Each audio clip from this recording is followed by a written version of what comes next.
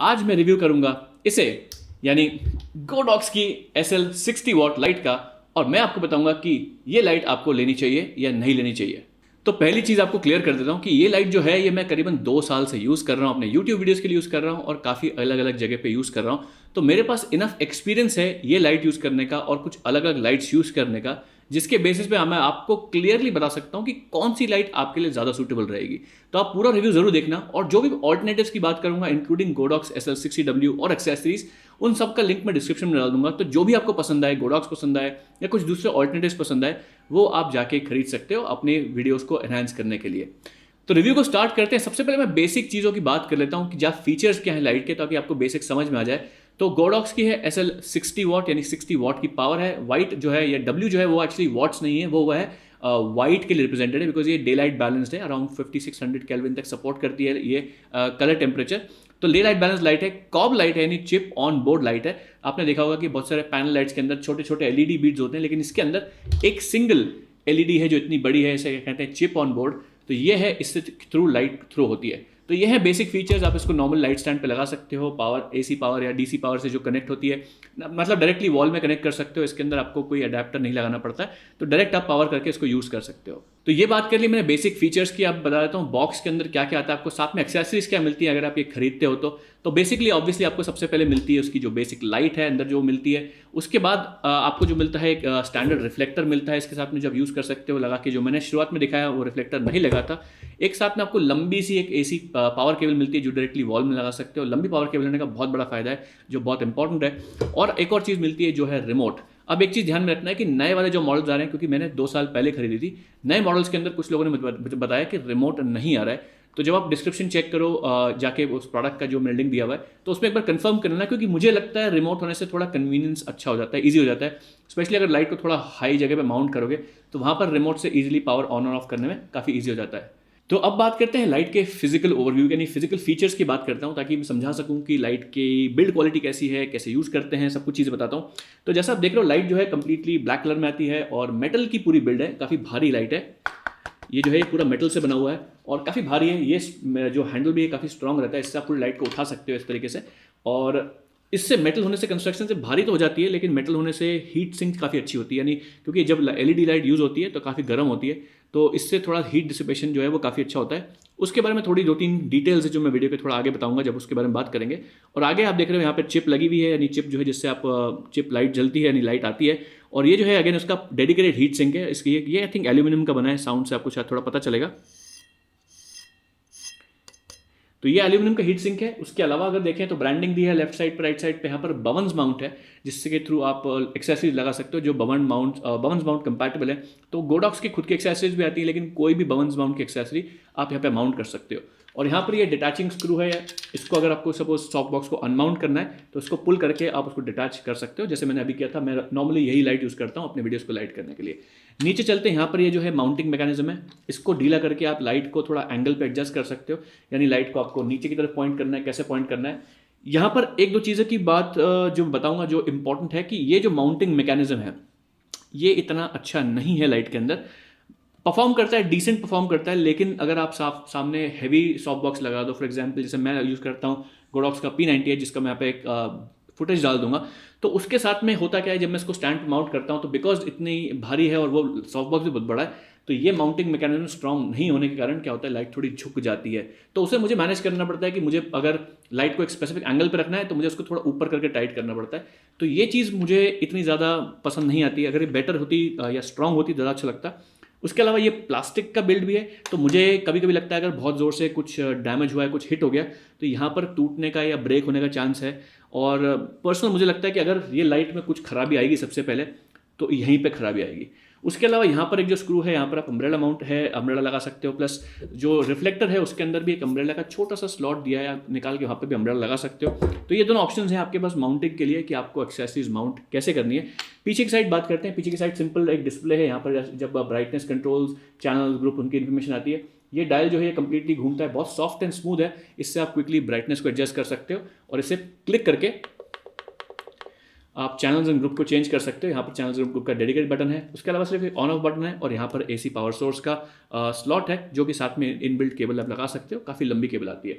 तो ये है फिजिकल ओवरव्यू। अब बात करते हैं कुछ इंपॉर्टेंट चीज़ों की। अब बात करते हैं लाइट के टोटल आउटपुट की, यानी आप किस सिनेरियो में इसको यूज़ कर सकते हो और कितना टोटल थ्रूपुट आता है। जैसे मैंने वीडियो की शुरुआत में दिखाया, जब मैंने इसको ऑन किया था तो काफ़ी ब्राइट ये दिख रही थी लाइट, बिकॉज ये काफ़ी पास में है मेरे फेस के, और अभी ये सिर्फ 10% ब्राइटनेस पे है टेक्निकली। अगर आप मैं पीछे शायद फोकस हो जाएगा तो यहाँ देख पाओगे कि सिर्फ 10% ब्राइटनेस पे भी ये काफ़ी स्ट्रॉन्ग लाइट है। और अगर उसमें 100% करूँ तो ये लाइट बहुत बहुत बहुत स्ट्रांग हो जाती है। लेकिन ये आपके कैमरा सेटिंग्स पे भी डिपेंड करता है। मैं अराउंड आई थिंक ISO 400 से 640 के बीच में शूट करता हूँ। अगर आप 100 ISO पे शूट करोगे तो इसकी ब्राइटनेस थोड़ी कम लगेगी।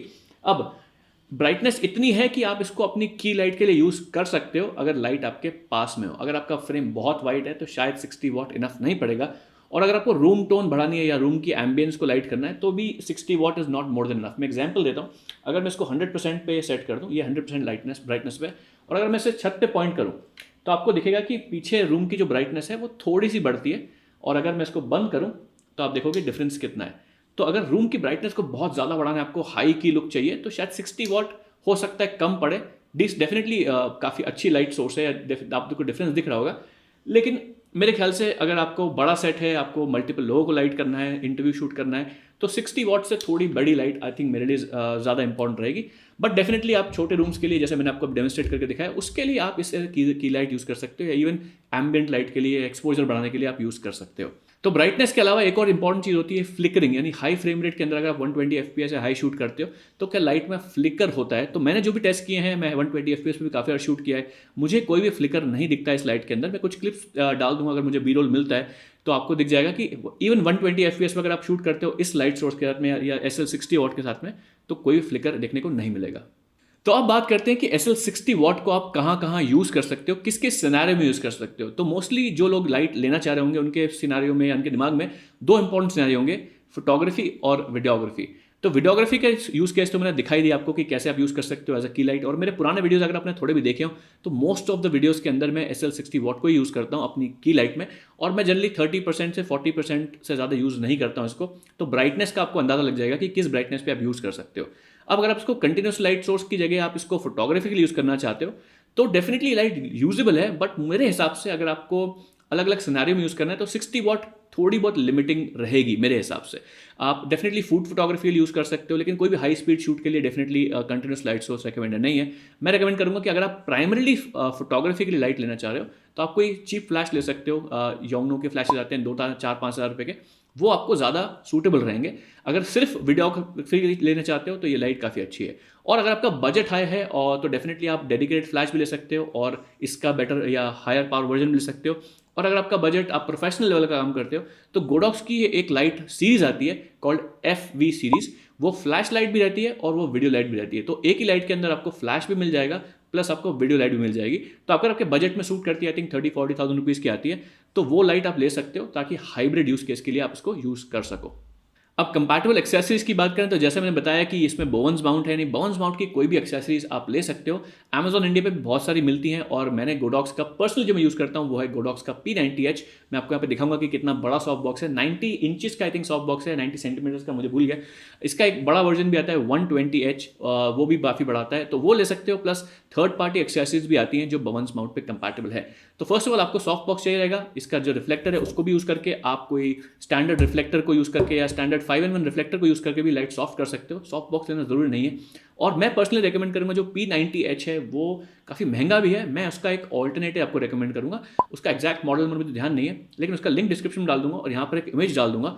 वो मेरे ख्याल से थोड़ा सस्ता भी पड़ेगा आपको P90 के कंपेरिजन में, और ओवरऑल आपको बेटर वैल्यू फॉर मनी देगा। तो मेरे ख्याल से P90H जो मैंने लिया, मैंने तो पैसा खर्च कर लिया, आप मत लेना, आपके लिए मैं सस्ता सॉफ्ट बॉक्स रेकमेंड करूंगा। इसके अलावा बातें हैं स्टैंड्स पे, क्योंकि देखिए लाइट को माउंट करना है, कहीं पे लगाना है तो स्टैंड की जरूरत पड़ती है। अब जो नॉर्मली आप Amazon इंडिया पे जाके स्टैंड्स देखोगे, लाइट स्टैंड देखोगे, तो 600-700 रुपये के जो स्टैंड आते हैं वो मैंने टेस्ट किया तो उस पर विद द P90H, बिकॉज ये लाइट भारी है और P90 जो मेरे पास सॉफ्ट बॉक्स है वो भी काफ़ी भारी है, तो उसके कारण क्या होता है, ऐसा लगता है लाइट ट्रिप हो जाएगी यानी गिर जाएगी। तो इसके लिए मुझे काफ़ी एक हैवी ड्यूटी स्टैंड में इन्वेस्ट करना पड़ा। टेक्निकली बहुत ज़्यादा महंगा नहीं था, 2-2.5 हज़ार रुपये का ही स्टैंड था। बट अगर आप भी इसको बड़े सॉफ्ट बॉक्स के यूज़ करोगे तो आपको भी एक हैवी ड्यूटी स्टैंड को इन्वेस्ट करना पड़ेगा। मैं तो लाइट स्टैंड जो मेरे पास है वो पावर प्रैक का है। मैं आपको यहाँ पे क्लिप दिखा दूंगा जब कौन सा मॉडल नंबर है, और जैसे मैंने बोला कि सारे लिंक जो है डिस्क्रिप्शन में डाल दूंगा, ताकि आपको अगर यही सॉफ्ट बॉक्स लेना है बड़ा वाला P90H या P120H, तो आपको ये सॉफ्ट बॉक्स या ये जो स्टैंड है ये रेकमेंड करूंगा, क्योंकि काफ़ी हैवी ड्यूटी है। लेकिन अगर आप नॉर्मली कोई भी एक सॉफ्ट बॉक्स ले रहे हो या छोटा सॉफ्ट बॉक्स लेते हो तो नॉर्मल लाइट स्टैंड भी चल जाएगा। और टेक्निकली अगर आपको वर्सेटाइल स्टैंड चाहिए तो एक स्टैंड आता है बाहुबली स्टैंड, जो मैंने इसमें इन्वेस्ट नहीं किया है, मैं भी सोच रहा हूँ इन्वेस्ट कर लूँ, उसका भी लिंक डिस्क्रिप्शन में। वो काफ़ी वर्सेटाइल स्टैंड रहेगा। अगर आपको वर्टिकल शॉट करना है, अलग अलग एंगल पे लाइट को प्लेस करना है, तो काफ़ी फायदेमंद रहेगा। थोड़ा एक्सपेंसिव साइड पे आई थिंक 4,500 रुपये के आसपास आता है। लेकिन अगर आपको कोई भी प्रोफेशनल वर्क करना है, स्पेशली कमर्शियल शूट करनी है और इंटरव्यू शूट करनी है, आपको बहुत ज़्यादा लाइट को मैनेज करना पड़ता है, तो उसके लिए वो लाइट का जो स्टैंड है, बाहुबली स्टैंड, वो काफ़ी यूजफुल रहेगा। तो अब बात करते हैं SL60 वॉट के प्रोज एंड कॉन्स की, यानी क्या चीज़ इस लाइट के अंदर अच्छी है और क्या चीज़ इतनी अच्छी नहीं है, जो आपको पता होना चाहिए, और हो सकता है वो फैक्टर्स आपके लिए इंपॉर्टेंट हो, तो आपकी डिसीजन मेकिंग में वो हेल्प करेगी। तो फर्स्ट ऑफ ऑल मैं सबसे इंपॉर्टेंट चीज़ क्लियर करना चाहूँगा कि इस क्वालिटी की लाइट, क्वालिटी मतलब सिर्फ बिल्ड क्वालिटी की बात नहीं कर रहा हूँ, मैं बात कर रहा हूँ नॉन फ्लिकरिंग, यानी कलर टेम्परेचर भी स्टेबल है, रिमोट पाता है, हाई बिल्ड क्वालिटी, अच्छी वारंटी और रेप्यूटेड ब्रांड। इस बजट में ये सारा पूरा कंप्लीट पैकेज मिलना बहुत बहुत अच्छी डील है। इससे बेटर लाइट इस बजट में आपको नहीं मिलेगी। तो ये है पहली चीज़। डेफिनेटली इसके कुछ ऑल्टरनेटिव्स भी हैं, यानी डिजिटेक की एक लाइट आती है, सोनिया की लाइट आती है, कुछ 30 वॉट की, 60 वॉट की, वो भी डिसेंट लाइट्स है। लेकिन अगर आप 6-6,500 रुपये खर्च कर ही रहे हो उनकी ब्रांड की लाइट्स को लेने में, तो मैं आपको रेकमेंड करूंगा कि आप डायरेक्टली SL60 वॉट ही ले लो। इसका बेनिफिट यह है कि first of all I think दोनों जो मैंने आपको रेकमेंडेशन बताया डिजिटेक और सोनिया के, उनमें आई थिंक माउंटिंग थोड़ा सा डिफरेंस है। एक में शायद एलिनक्रोम माउंट है, और जो दूसरी लाइट है जिटेक, उसके अंदर बोन्स माउंट है। बट डिजिटल लाइट मैंने पर्सनली यूज़ नहीं की, लेकिन जो मैंने वीडियोस देखे हैं उसके अंदर क्लियरली दिख जाता है कि बिल्ड क्वालिटी में गोडॉक्स काफ़ी सुपीरियर है, और कलर टेम्परेचर वाइज भी मुझे कोई दिक्कत नहीं आती, ऑलवेज अच्छा कलर टेम्परेचर सपोर्ट आता है। तो ये है पहला एडवांटेज। इसके अलावा जो लाइट की बिल्ड क्वालिटी है, जैसे मैंने शुरुआत में बताया कि बहुत अच्छी बिल्ड क्वालिटी है in terms of the metal construction. कोई भी मूविंग पार्ट से आपको देखिए आवाज़ नहीं आएगी अगर मैं हिलाता भी हूँ तो। प्लस हीट सिंक जो है वो काफ़ी इफेक्टिव है। मैं लाइट को बहुत लंबे समय तक यूज़ कर पाता हूँ विदाउट हैविंग टू इश्यूज़ की हीट के कारण शट डाउन हो जाती है। तो जो एडवांटेजेस मैंने मेंशन किया, उसके अलावा जो माउंटिंग का जो मैकेनिज्म है ये भी बहुत स्ट्रांग है, क्योंकि पहले मुझे लगा था कि इतना हैवी सॉफ्ट बॉक्स लगाऊंगा तो यहाँ पर कुछ क्रैक्स तो नहीं आ जाएंगे, टूट तो नहीं जाएगा। लेकिन जैसे मैंने बताया 2 साल से मैं लाइट को यूज़ कर रहा हूँ, एक स्क्रैच या क्रैक भी नहीं है माउंटिंग ब्रैकेट पे। तो ये बहुत इंपॉर्टेंट पार्ट है, क्योंकि लाइट को अगर आप इन्वेस्ट कर रहे हो, कितना पैसा लगा रहे हो, लॉन्ग टर्म यूज़ करना आपके लिए सबसे इंपॉर्टेंट है। और सेकंड जो सबसे अच्छा एडवांटेज मुझे लगता है कि इसके साथ में मुझे रिमोट मिला था। अब जैसे मैंने बताया, हो सकता है आपको रिमोट नहीं मिले, डिपेंडिंग ऑन आप कौन सा मॉडल ले रहे हो, नए मॉडल में नहीं आ रहे, बट रिमोट के साथ में मुझे काफ़ी एडवांटेज मिलता है। डेफिनेटली रिमोट परफेक्ट नहीं है, थोड़ा सा 19-20 इसमें दिक्कत आती है, कभी ग्रुप चैनल चेंज होता है। और एक वियर्ड चीज़ जो मैंने अपने गोडॉक्स SL60 वॉट के साथ देखी थी, बिकॉज मैंने पहले ली थी, तो इसके अंदर टेम्परेचर कंट्रोल का भी ऑप्शन आता है फॉर सम रीजन। अब मैंने उसको ज़्यादा टेस्ट नहीं किया है, मैं यूजुअली 5400 to 5500 केल्विन पे सेट कर देता हूँ। लेकिन नए वाले लाइट्स के नए मॉडल्स के अंदर मुझे पता चला था कि ये जो कलर टेम्परेचर की जो दिक्कत है ये आई थिंक नहीं थी, और हो सकता है ये नहीं हो ही नहीं इशू, बट मुझे इसमें रिमोट के अंदर डेफिनेटली वो ऑप्शन दिखता है। तो अगर आपको रिमोट नहीं मिले तो थोड़ा सा डिसएडवांटेज होगा, लेकिन ओवरऑल काफ़ी अच्छा पैकेज है लाइट का। तो अब बात करते हैं लाइट के कॉन्स की, यानी क्या चीज़ें मुझे इस लाइट के अंदर अच्छी नहीं लगती, लेकिन हो सकता है ये छोटी मोटी चीज़ें हों, आपके लिए इतनी इंपॉर्टेंट नहीं हो। जैसे मैंने बताया 2 साल से मैं यही लाइट यूज़ कर रहा हूँ, तो मेरे लिए जो डिसएडवांटेज है वो इतनी ज़्यादा बड़ी बात नहीं है। तो पहली बात मैं बताता हूँ, पहली जो चीज़ है वो है फैन नॉइज़। अब फैन नॉइज़ का मतलब देखिए, लाइट को एक्टिवली कूल करना पड़ता है क्योंकि एलईडी काफ़ी हॉट हो जाती है। तो इस लाइट के अंदर एक फ़ैन लगा हुआ है, जो फ़ैन ऑन होता है जब आप 50% के आसपास लाइट को यूज़ करना चालू करते हो। और फ़ैन की नॉइज़ आई वुड से जब 100% पे आप यूज़ कर रहे हो लाइट को, तो पास में अगर आपकी लाइट है तो आपको क्लियरली सुनाई में आएगी, और डेफिनेटली आपका अच्छा सा माइक है तो वो उस माइक उस साउंड को पकड़ भी लेगा। अब अगर आपका कोई प्रोफेशनल लेवल वर्क नहीं है, यानी आप क्लाइंट के लिए काम नहीं करते हो, तो ये इतनी बड़ी बात नहीं है, क्योंकि मैं भी ये लाइट यूज़ कर रहा हूँ और मैं थोड़ी सी पोस्ट प्रोसेसिंग करके उस साउंड को इरेडिकेट भी करता हूँ। मैं आपको एक बार साउंड टेस्ट भी दिखाता हूँ। ये मैंने ऑन कर दी है लाइट, ये है 100% पे। अब मैं कुछ देर के लिए साइलेंट होऊंगा और इस पार्ट को मैं एडिट नहीं करूँगा, ताकि आप जो है नॉइज़ पूरी सुन पाओ।